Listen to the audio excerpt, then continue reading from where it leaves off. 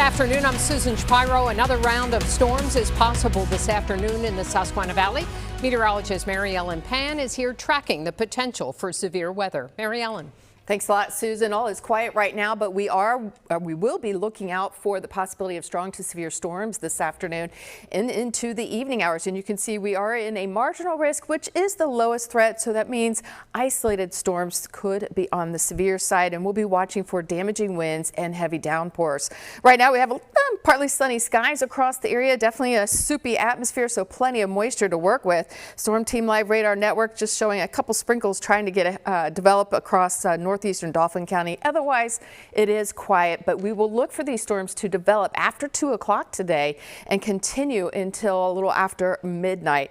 Temperatures are warming quickly. 87 in Harrisburg and York, 91 in Gettysburg. We have 86 in Ephrata and Lancaster, but it is gross outside. Dew points are well into the mid and upper 70s across the area.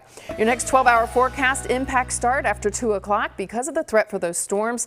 They will start out few and far between and then become more scattered as we head into the evening. And you can see those threats continue up until about 2 o'clock in the morning. So we'll have more on the timing and the threats. And also we'll look ahead to tomorrow's severe weather threat as well.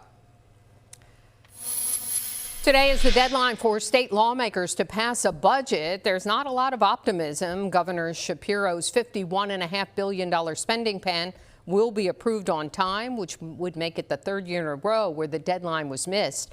Without a budget, the Commonwealth loses some of its ability to pay vendors, counties, and public schools. The state will still be able to make debt payments, cover Medicaid costs, issue unemployment checks, and make sure the state police remain on patrol and state prisons remain open and state employees get paid. Happening today, the Cleveland Cliffs steel plant in Steelton, Dauphin County is idling indefinitely, impacting hundreds of workers and the community. 8 on Your Side political reporter Tom Lehman is live from outside the plant on Front Street on how workers push back today. Tom. Yeah, the steel mill behind me that has defined the lives of so many people here in Steelton, as well as this borough in general, is going to be idling.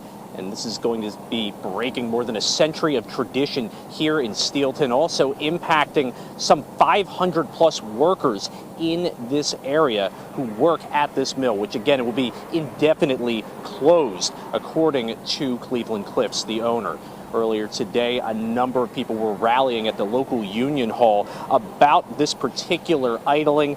Local lawmakers, leaders, steelworkers packing into that building just up the road to voice their opposition to the mill idling.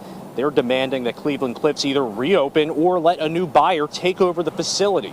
It's an emotional day for many steelworkers whose families have worked at this facility for generations. It feels like a loss. Like I said, this mill's been in my family for 100 years. This isn't just losing a job. This is losing a member that sits at your own table. Like, the conversations we're going to have are now quiet. There's no more, hey, how'd the mill happen? Or what happened at the mill today? The local lawmakers said they are banding together to try to find a way to get the plant reopened, whether that be with Cliffs or someone new, someone they said they hope will invest in the facility and the community. Business leaders pointed to the impact the loss of workers will also mean for the main streets in the greater Steelton area, as well as the borough, where a lot of small businesses will lose some commerce, and many communities will also see an impact to their tax base as well. Cliffs saying that essentially a lot of market factors had to do with this particular idling decision, as well as some of the performance issues, at least in statements they have made thus far about why they made this decision. Coming up later today on WGAL, we're going to talk a little bit more about the impact to Steelton, but also what some actions might be in the works to try and keep this facility either open under new ownership or to get it back to a position where somebody may be able to do something positive for the community with it. In Steelton, Tom Lehman, News 8. New at noon, York police are asking for help finding the driver of a car involved in a deadly hit and run. Police say this car hit and killed a female motorcyclist June 28th at South Belvedere Avenue and West King Street. Her name has not been released. Anyone with information is asked to call police. Tips can remain anonymous. Police in Columbia, Lancaster County are trying to identify a motorcycle rider who fled from police. The motorcycle that you see there was last seen around 10 last night, headed south on Route 441 toward Manor Township. The older model cycle is described as orange over gray. The rider was a white male wearing black shorts and a blue shirt with a backpack.